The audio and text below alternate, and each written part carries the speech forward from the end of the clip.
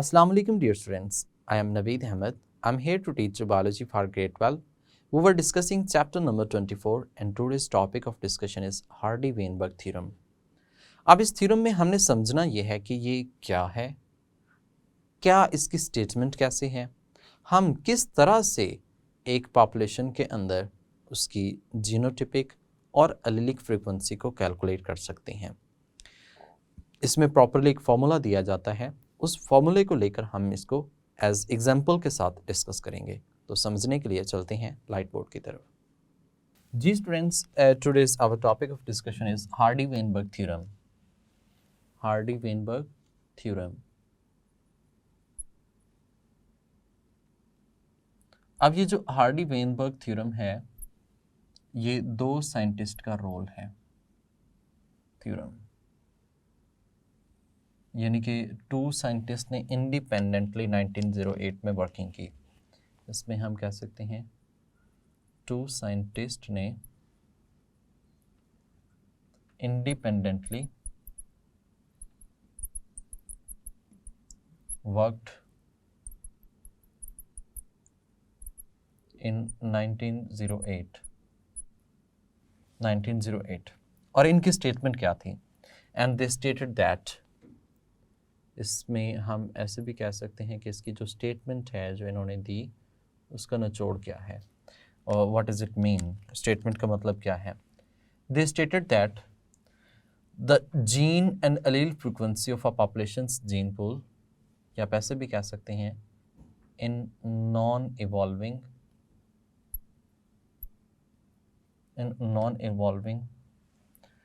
populations gene pool, non-evolving populations gene pool, the allelic and genotypic frequency, the allelic and genotypic frequency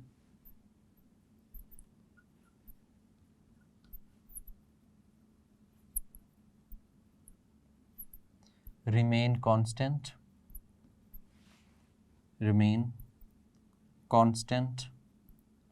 over generation to generation,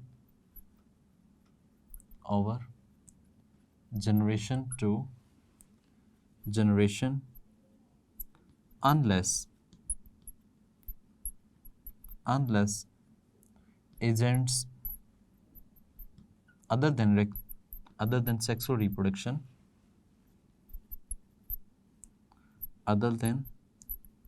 sexual reproduction acted upon them. Reproduction acted upon them, upon population कह सकते हैं, upon population। ये overall as it is statement है। You can also observe from your book, आप अपनी book से भी observe कर सकते हैं। इसमें उसने बात करने की कोशिश क्या की है, उसने बताया है कि एक नॉन इवॉल्विंग पॉपुलेशन है। पहली बात, नॉन इवॉल्विंग, इस पॉपुलेशंस जीन पूल के अंदर एलीलिक और जीनोटिपिक फ्रीक्वेंसी हमेशा कांस्टेंट रहती है। ओवर जनरेशन टू जनरेशन, आप एक जनरेशन से दूसरी जनरेशन में मूव करें, उस वक़्त तक agent other than sexual reproduction उस पर एक्ट करें, तो उस पॉपुलेशन पर एक्ट करें, उस वक़्त तक उसकी जो अलील और जीन फ्रीक्वेंसी है वो हमेशा सेम रहेगी, ये चेंज नहीं होगी। एक मोस्ट इम्पॉर्टेंट एमसीक्यू यहाँ पे कंसीडर किया जा सकता है कि स्टूडेंट, एक है मियोसिस और एक है सेक्सुअल रिप्रोडक्शन, क्या ये भी उस पर अफेक्ट करते हैं? नो। हम कह सकते हैं ना सेक्सुअल रिप्रोडक्शन, और इसी के अंदर एक पॉइंट है मियोसिस, और प्लस में एक और बात, रैंडम फर्टिलाइजेशन।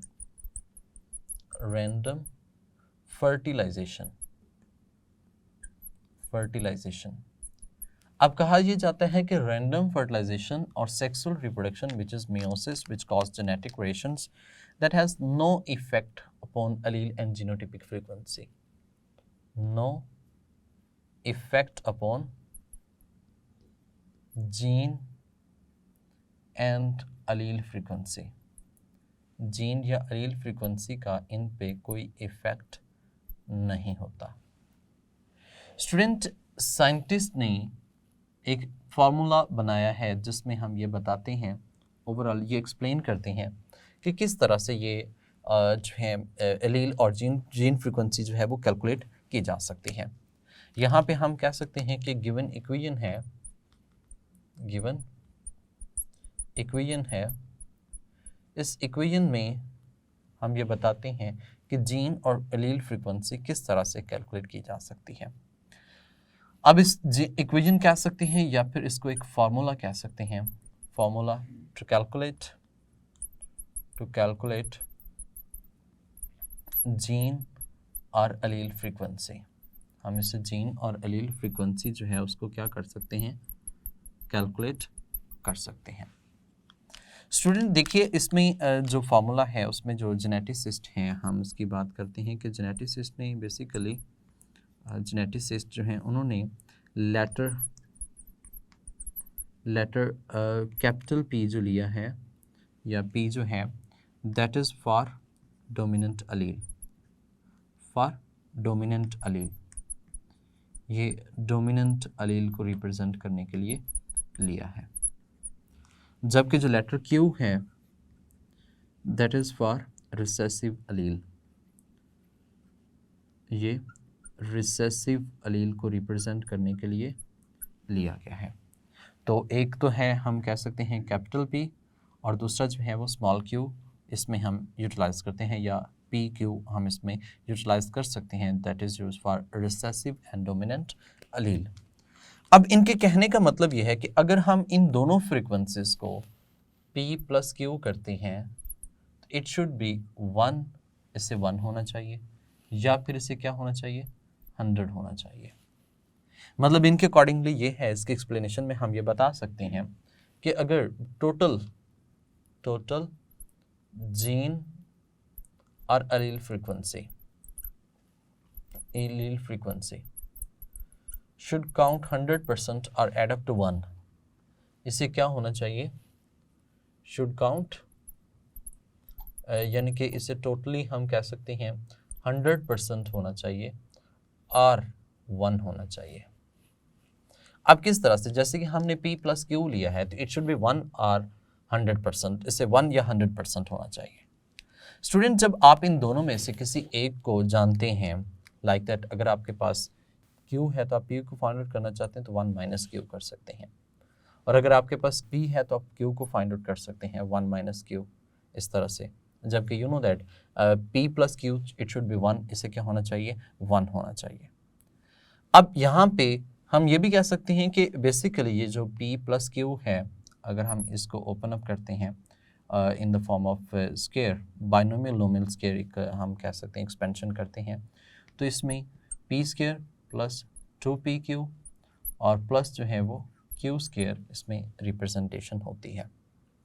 अब देखिए p प्लस क्यू जो यहाँ पे आया है, इसका मतलब क्या है, इट मीन टू से कि यहाँ पे ये जो p प्लस क्यू है इसका मतलब ये हमारे पास एक बाइनोमियल एक्सपेंशन है, इसकी, जैसे वो आपने पढ़ा होगा a प्लस बी का स्केयर, और यहाँ पे ये जो p स्केयर रिप्रेजेंटेशन है दैट इज़ होमोजाइगस डोमिनेंट, ये होमोजाइगस डोमिनेंट को रिप्रेजेंट कर रही है कैपिटल A, तो that is representing that homozygous dominant, तो ये होमोजाइगस डोमिनेंट को रिप्रेजेंट कर रही है। जबकि यहाँ पे बात की जाए ना तो 2pq, बेसिकली अगर हम 2pq की बात करते हैं तो that is representing that heterozygous capital A small a, ये हेट्रोजाइगस को रिप्रेजेंट कर रहा है, हेट्रोजाइगस को रिप्रेजेंट कर रहा है। What is the reason behind 2 का मतलब ये है कि इसमें हमें डिपेंड करता है कि इसमें p या q जो है वो फादर से आता है या मदर से आता है, कौन से पेरेंट्स आता है, तो दोनों तरफ इक्वल चांसेस होती हैं। सो हेट्रोजाइगस को हम 2pq से रिप्रेजेंटेशन कर रहे होते हैं। जबकि अगर हम बात करें क्यू स्केयर की, तो क्यू स्केयर जो है that is representing that homozygous recessive, ये होमोजाइगस रिसेसिव को जो है रिप्रेजेंट कर रहा है, जिसको हमने ऑलमोस्ट रिप्रेजेंट किया है स्मॉल ए से, and it is homozygous recessive, ये होमोजाइगस रिसेसिव होता है स्मॉल ए, जबकि ये capital A small A heterozygous, और होमोजाइगस डोमिनेंट जो है कैपिटल ए, और जो यहाँ पे बाइनोमियल एक्सपेंशन ली है हमने, वो इन दोनों को प्लस करके हमने इसको एक्सप्लेन किया, एंड इट शुड बी 1, और इसे क्या होना चाहिए, 1 के इक्वल होना चाहिए, क्योंकि अगर हम यहाँ पे 1 का भी स्क्वायर लेते हैं तो इट शुड ऑल्सो बी ए 1, ये क्या होगा, 1 होगा। अब इसकी फर्दर एक्सप्लेनेशन है एक एग्जाम्पल के साथ, उस एग्जाम्पल को हम नेक्स्ट लाइट बोर्ड में डिस्कस करते हैं। जी स्टूडेंट्स, हम अभी डिस्कस कर रहे हैं हार्डी-वेनबर्ग थ्योरम की एग्जाम्पल। अब जब हमने एग्जाम्पल ली है तो एग्जाम्पल जस्ट ओनली ऐसे कह सकते हैं कि ये सपोज्ड वैल्यूज़ होती हैं। अब सपोज्ड वैल्यूज़ मतलब कि आप ऐसे कह सकते हैं that is not as it is confirmed. जैसे कि हमने कहा कि एक वाइल्ड फ्लावर है, ये जो वाइल्ड फ्लावर है इसकी 500 प्लांट्स जो हैं वो हमारे पास मौजूद हैं। अब वाइल्ड फ्लावर के 500 प्लांट्स हैं। अब इसी में जीनोटाइप और एलीलिक फ्रीक्वेंसी हमने फाइंड आउट करनी है। They just given us the total number. In total number में हम ये बताते हैं कि 1000 अलील्स मौजूद होंगी। द रीज़न बिहाइंड कि 500 प्लांट्स हैं तो उनमें अलील्स कितनी होंगी, 1000 अलील्स होंगी। That is understood. The reason behind we know that कि 1 जीन, इसमें कितनी अलील्स मौजूद होंगी, 2 अलील्स मौजूद होंगी। और हम ऐसे भी कह सकते हैं that is present in 1 individual. ये एक इंडिविजुअल की बात हम करते हैं, 1 इंडिविजुअल। तो एक इंडिविजुअल में एक जीन के लिए 2 अलील्स जो हैं वो एग्जिस्ट कर रही हैं। अब स्टूडेंट इस तरह से 500 प्लांट्स के लिए कितनी अलील्स होंगी, 1000 अलील्स जो हैं वो इसमें मौजूद होंगी। आप देखें यहाँ पे, तो ओवरऑल हमने ये कहा कि इसके अंदर जो हमारे पास प्लांट्स हैं, प्लांट्स में जो रिसेसिव प्लांट्स हैं जिनको हम कह सकते हैं, इस प्लांट्स की 2 वैरायटीज़ थी। That is the previous example we have discussed in the previous lecture. इसकी 2 वैरायटीज़ हैं जिसमें 500 टोटल थे, और उसमें एक पिंक है और दूसरे कौन से हैं, वाइट हैं। अब उसने वाइट का नंबर बताया कि दीज आर 20 प्लांट्स, ये 20 प्लांट्स हैं, और जो 480 प्लांट्स हैं वो कैसे हैं, पिंक है। 480 प्लांट्स कैसे हैं, पिंक। अब स्टूडेंट्स जो 480 पिंक प्लांट हैं इसमें 20 प्लांट जो हैं वो वाइट प्लांट है। Now we have assignment to calculate the capital P, ये कितनी होगी, रिसेसिव अलील्स कितनी होगी, इसमें पी स्क्वायर कितना है, पी स्क्वायर आप कह सकते हैं होमोजाइगस डोमिनेंट, क्यू स्क्वायर कितना है, homozygous recessive, same as it is. हम यहाँ पे फाइंड आउट करना चाहें तो 2pq कितना है, 2pq इसकी वैल्यू जो है वो क्या है। तो if we have this data, हमारे पास ये डेटा है तो हम इन तमाम को क्या कर सकते हैं, कैलकुलेट कर सकते हैं। अब ये कैलकुलेट हम करेंगे बाय यूटिलाइजिंग हार्डी-वेनबर्ग थ्योरम। उसके थ्योरम का जो फॉर्मूला है उसको यूटिलाइज करते हुए हम इसको कैलकुलेट करेंगे। अब देखिएगा, यहाँ से हम कैलकुलेशन लेते हैं क्योंकि ये वाइट फ्लाट है, और वाइट फ्लाट जो है ये रिसेसिव है। रिसेसिव होने की वजह से इसमें जो अलील्स अपीयर होंगी वो क्या होंगी, क्यू स्क्वायर होंगी। यानी कि यहाँ पे हम कह सकते हैं दैट इज़ स्मॉल ए, इसी को हम क्यू स्क्वायर भी कह सकते हैं। अब देखिए, जब हमारे पास क्यू स्क्वायर जो है, क्यू स्क्वायर 20 इंडिविजुअल हैं, 20 प्लांट्स हैं क्यू स्क्वायर, तो इसमें से हमने क्या करना है, पहले अलील्स फाइंड आउट कर लेते हैं। 20 प्लांट्स हैं तो 20 प्लांट्स में बेसिकली क्यू स्क्वायर, तो इसकी परसेंटेज अगर हम लेकर आए तो परसेंटेज इसको टोटल पे डिवाइड करें, 20 बाय टोटल कितने थे 500, तो मल्टीप्लाई 100, कैलकुलेट किया 4% आ गए, 4%। ये टोटल क्यू जो है क्यू स्क्वायर है। अब इसी को भी हम अगर पॉइंट्स में लेकर आएँ तो 0.04 आएगा इसका, यानी कि परसेंटेज को ख़त्म करते हुए। और परसेंटेज को ख़त्म कैसे करते हैं, we just only divide by 100, हम इसको 100 पे क्या कर देते हैं, डिवाइड कर देते हैं। अब जो क्यू स्क्वायर है दैट इज़ 0.04 क्यू स्क्वायर। तो क्यू कितना होगा, क्यू का आप क्या ले लें, अंडर रूट ले लें। इस तरफ भी आप क्यू स्क्वायर का अंडर रूट ले रहे हैं और इस तरफ भी आप अंडर रूट ले रहे हैं। तो इसमें जो क्यू आएगा वो आएगा 0.2, जिसका मतलब क्यू की वैल्यू कितनी है, 0.2। अब आपने एक चीज़ यहाँ पे फाइंड आउट कर ली, दैट इज़ क्यू, वो कितना है, 0.2। पहले आपने 20 प्लांट्स थे, 20 प्लांट्स की परसेंटेज निकाली 4%, उस परसेंटेज से आपने उसको पॉइंट्स में लेकर आए, पॉइंट्स में लेकर आए तो उसका स्क्वायर लिया, स्क्वायर लिया तो आपके पास क्यू रिसेसिव अलील की वैल्यू आ गई। अब आप डोमिनेंट की फाइंड आउट करना चाहते हैं, you know that P is equal to 1 minus Q. P कितने की इक्वल है, 1 माइनस क्यू की इक्वल है। द रीज़न बिहाइंड, इसमें हमने ये पढ़ा है कि P plus Q is equal to 1, तो P इसके इक्वल है, तो यहाँ पे P is equal to 1 minus 0.2, तो P की जो वैल्यू आ जाएगी वो 0.8 आ जाएगी। हम अगर इसको परसेंटेज में लेकर आना चाहें तो we can say that these are 80%। यहाँ पे इसको लेकर आना चाहें, इसको मल्टीप्लाई 2 कर दें तो that is can be 20% and that can be 80%। ये क्या है, 80% है। अब ये वैल्यूज़ हमारे पास मौजूद हैं, हमने इन तमाम को बाकी को कैलकुलेट करना है। तो इन तमाम को कैलकुलेट करने के लिए हम क्या करते हैं, इसी पे फॉर्मूला अप्लाई करते हैं। स्टूडेंट फार्मूला कैसे अप्लाई करते हैं, देखिए P plus Q is equal to 1, that is correct, क्योंकि इसमें हमने कहा 0.8 है plus 0.2 that is equal to 1, ये 1 की इक्वल है। अब अगर हम इसी का स्क्वायर ले लें तो जाहिर बात है हमारे पास फॉर्मूला आ जाता है। जैसे हमने P प्लस क्यू की बात की है, इसका स्क्वायर लें तो P square plus 2PQ plus Q square, ये क्यू स्क्वायर है। We have values, we can put it in, हम इसमें क्या कर सकते हैं, वैल्यूज को पुट कर सकते हैं। We know that P square जो है that is representing that homozygous dominant. यहाँ पे P स्क्वायर 0.8 का स्क्वायर आ जाएगा प्लस 2PQ 0.2 0.8 हेट्रोजाइगस प्लस 0.2 का स्क्वायर आ जाएगा।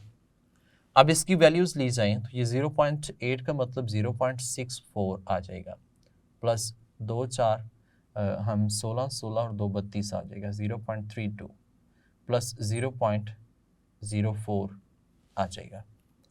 अगर हम इनको कैलकुलेट करें that should be equal to 1, ये कितने के इक्वल होगा, 1 के इक्वल होगा, यानी कि 0.34 0.3 0.04 जो है टोटल 0.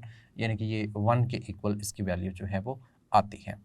अब इसी को हम परसेंटेज में लेकर आएँ तो यहाँ पे क्यू स्क्वायर जो है that is representing small a and that is homozygous recessive, और ये कितने परसेंट है, 0.04, और इसकी परसेंटेज ली जाए तो दैट इज़ 4% टोटली इसमें आएगा।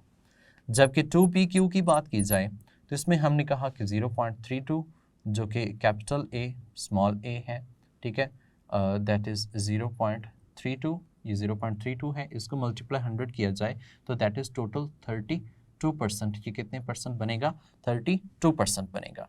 सेम इसमें हम P स्क्वायर की बात करें तो P square representing capital A that is 0.64 है, इसकी परसेंटेज निकाली जाए तो उसको मल्टीप्लाई आप 100 करें तो ये टोटल जो है वो 64% जो है वो आ सकता है।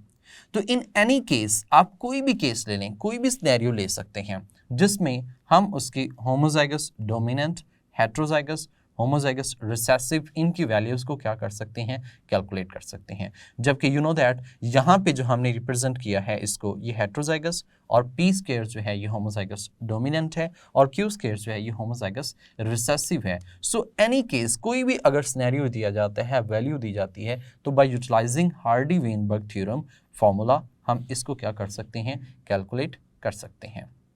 जी स्टूडेंट्स, तो उम्मीद करता हूँ कि आपको ये बात समझ आ चुकी होगी कि हम किस तरह से एक एलीलिक जीनोटिपिक फ्रीक्वेंसी को कैलकुलेट कर सकते हैं by utilising this formula. Exercise में इसके रिलेटेड क्वेश्चंस हैं वो हम वहाँ पे डिस्कस करेंगे, लेकिन अभी आप कोई भी रैंडम एग्जांपल लेके इसको फर्दर प्रैक्टिस करें, क्योंकि इसमें जब क्वेश्चन आता है एंट्री टेस्ट के पॉइंट ऑफ व्यू से, वो कोई भी वैल्यू देता है जो आपने पहले यूटिलाइज नहीं की होती। हो सकता है कि वही वैल्यूज़ दे दे जो आपके बुक में अवेलेबल हैं, लेकिन वो हाइपोथेसाइज्ड मतलब कोई भी सपोज वैल्यू जो है वो ले सकता है और कैलकुलेट कर सकता है। सो आपने प्रॉपर तरीके से इसके कॉन्सेप्ट को अंडरस्टैंड करना है कि हम किस तरह से इसको कैलकुलेट कर सकते हैं। सो नेक्स्ट हम डिस्कस करेंगे इससे factors affecting gene and allele frequency, और यू कैन से दैट कि जो हार्डी वेनबर्ग थ्योरम है इसको कौन कौन से फैक्टर्स अफेक्ट करते हैं, उन तमाम को हम डिटेल में डिस्कस करेंगे। तब तक के लिए मुझे इजाज़त दें, अपना ख्याल रखिएगा। अल्लाह हाफिज़।